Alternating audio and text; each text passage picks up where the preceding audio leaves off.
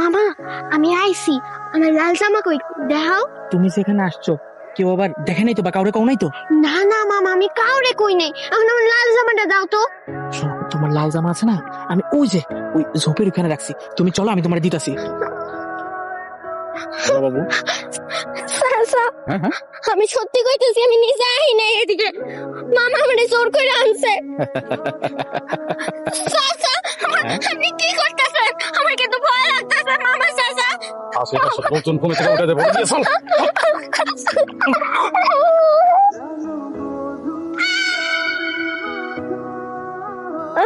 বাবা, ও চাচি, আমার একটু পানি দাও না।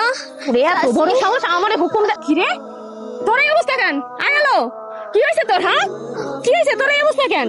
মামা আর চাচা মিলা আমারে ওই জঙ্গলে নিয়ে গেছে, তারপর কি জানি করছে, আমারে খুব ব্যথা দিছে। চাচি আমার কি দোষ ছিল? আমি চাচার থেকে কি বা চাইছিলাম? একটা লাল জামাই তো চাইছিলাম, তার বদলে চাচা আমার এত ব্যথা দিল।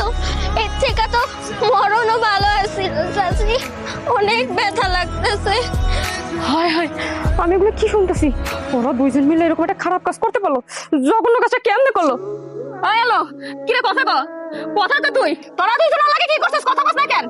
আর তুমি তুমি আমার ভাইটারে এমন একটা জঘন্য কাজ করতে বাধ্য করতে কেমনে পারলা? হ্যাঁ দেখো আমার কোনো দোষ নাই, আমি যাই দেখি এই শালায় আমার বাস্তিতে তুই তো কি জানি করতেছে, আমি মাথা ঠিক রাখতে পারি নাই, আমি আবেগের বয়সে কি জানি করে ফেলেছি, আমার বিবেক কাজ করে নাই।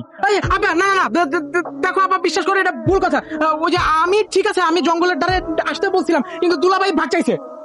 মিথ্যা কথা কসকা। তুমি আমার ভাইটারে বুঝাইতে পারলা না? তুমি না দুলা ভাই, তুমি কেমনে এই কাজ করো? নিজের ভাতেই জি লাগে। এখন আমি বুঝতাছি না কি হইব। আলোর অবস্থা দেখছো কতটা খারাপ, ওর অবস্থা না জানি কি কেলেঙ্কারি কইটা যায়, আমার মাথায় কোনো কাজ করতেছে না।